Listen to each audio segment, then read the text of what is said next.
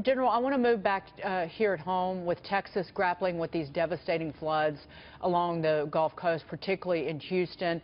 We just found out a short while ago there are two critical reservoirs near downtown Houston, the Barker and then the Addicks reservoirs. And the Addicks is going to spill over for the first time in history. It likely means more flooding in the surrounding subdivisions, the surrounding areas. The governor of Texas took the dramatic measure yesterday to help with the rescue efforts. Let's listen to this.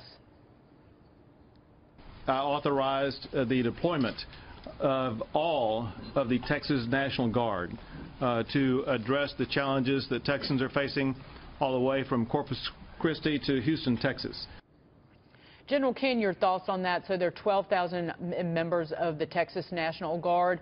I believe Russell Honore said yesterday there were 40,000 National Guard troops who were deployed in and after Hurricane Katrina. Can you speak to our readiness here at home to handle some natural disaster like this? Yeah, I mean, I've been involved. I was involved in Hurricane Andrew and also post-Katrina.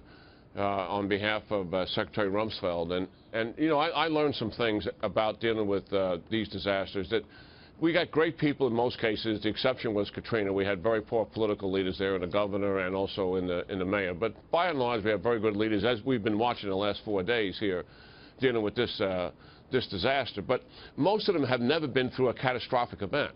So as a result of it, when they're dealing with their first ever catastrophic event, even though they may have dealt with other human disasters, they have a tendency to underestimate the scale and magnitude of the problem, and therefore they don't really apply the resources early enough to deal with it. And the way you deal with a problem like this, I learned this in the military, you assume the worst from the beginning. So the worst is, what happens if Houston is defeated by the storm? If the flood defeats the city of Houston, what happens if New Orleans levees break and New Orleans is defeated by a flood?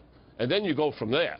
And when you recognize that problem, it's not just National Guard 10,000. Within hours of Houston is the largest military base in the United States with active duty forces there right now in excess of 30,000. In hours away. They should be on the ground right now. And that was a major lesson we learned in Katrina.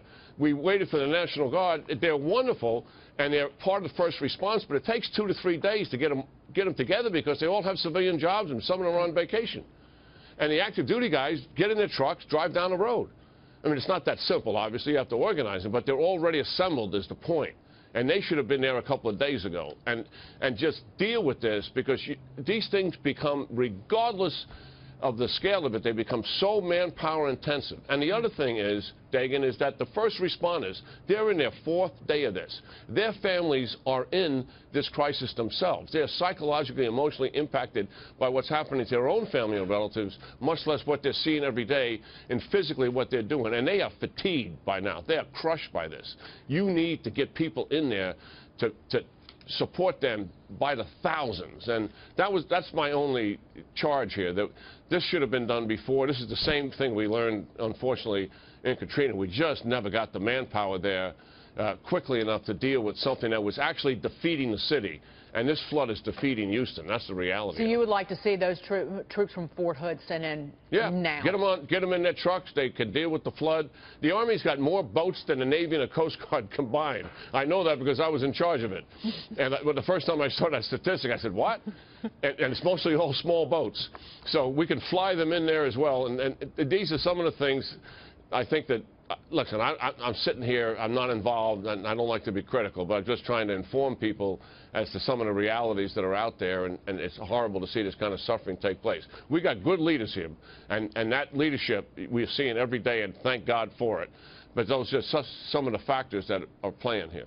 General, we appreciate you, your words, your thoughts, your intelligence, and your insight every time you're on. So thank you for that. You're welcome. General Jack Keane.